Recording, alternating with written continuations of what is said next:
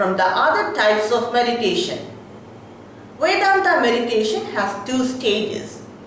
One is the upasana, it is for the beginners. And the next is for the core spiritual seekers, that is Nididhyasana. In my previous video, I explained about upasana. Now I like to explain about Nididhyasana. By doing upasana, the mind is concentrated, focused and pure, but it has ignorance. And ignorance is removed only by knowledge. It is not removed by meditation. That is the Vedanta philosophy. When the problem is ignorance, the solution must be knowledge. And the ignorance is removed by three steps. They are the Shravana, Manana and Nididhyasana. In Shravana, what we are doing is we are repeatedly reading the scriptures or hearing about the scriptures with the help of a guru. We must repeatedly do this. So by Shravana, we are repeatedly reading the scriptures, either by reading or hearing it. We are learning the scriptures. And Manana is we are thinking about it. And by doing this, there will be doubts in our Vedantic studies. So this must be cleared with the help of a guru or by repeated reading. So always Shravana and Manana goes together. By doing Shravana and Manana, the knowledge is well established in the intellect. We have Vedanta knowledge. The knowledge is in the mind also. But this knowledge easily slips from the mind. This is because of the viparita bhavanas in the mind. The mind has all the past karmic impressions. It has the impressions of our desires. And these are called the viparita bhavanas. And these viparita bhavanas are a great obstacle for knowledge. So because of the viparita bhavanas, the knowledge easily slips from the mind and all the past impressions rush back to the mind. So this knowledge must be well established in the mind. When we read the scriptures and we attain that knowledge, it is only the paroksha jnana. This knowledge must be well established in the mind. Now the knowledge is established in the intellect, in the vijnanamaya kosha. But this knowledge must be implemented in the manomaya kosha, in the mind. Only then it brings transformation in a person. Without the mind practicing this knowledge, there will not be any benefit from this knowledge. We may have knowledge, but we are not benefited by the knowledge. So the knowledge must be established in the mind. And Nididhyasana does this purpose. Nididhyasana establishes the knowledge in the mind. Nididhyasana is nothing but thinking about the meaning of the scriptures in what we have read.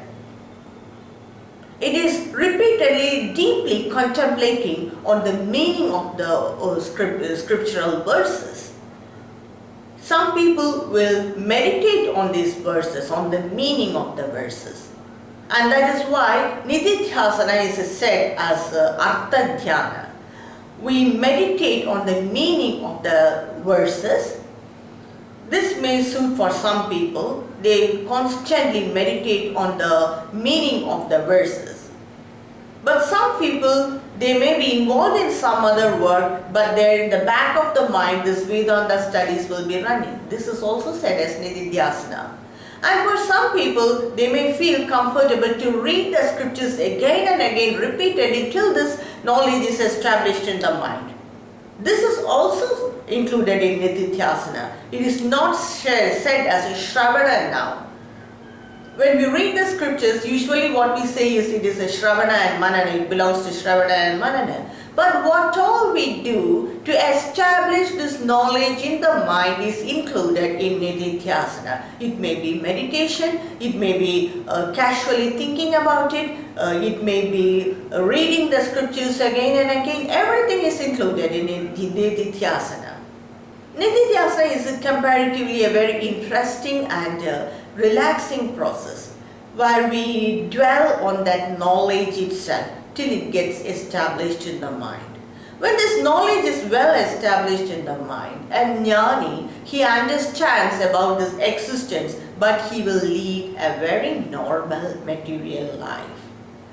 But he understands about this existence, he knows everything, and he will form or he will live according to that knowledge. He may be involved in the material world, in the transactional world, but the way he understands things and way he reacts to the external world will be entirely different. That is the power of knowledge. So Nididhyasana is a process where we establish that knowledge in the mind. We have to assimilate this knowledge. Till then, this knowledge is only a bookish knowledge. Only when we assimilate it, only when we realize that I am Brahman, this knowledge, we own that knowledge. Till then, it is an external knowledge. It is just a floating knowledge.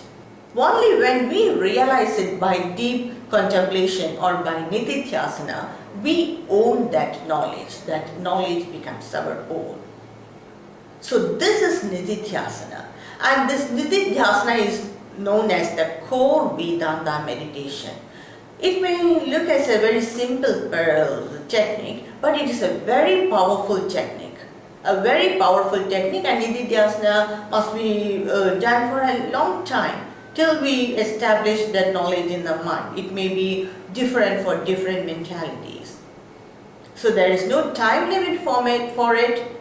So when we will understand that we are a jnani or we are deeply as a spiritual person with knowledge of Atma, that is when we realize that we do not see any difference in the external world, where we lead a normal life without any differences in the different forms we see. That knowledge is very powerful, and to own that knowledge, we must do Nididhyasana. So this is Vedanta meditation. This is the core Vedanta meditation. And upasana, that is the first stage, we are making the mind, or we are preparing the mind for Vedantic studies.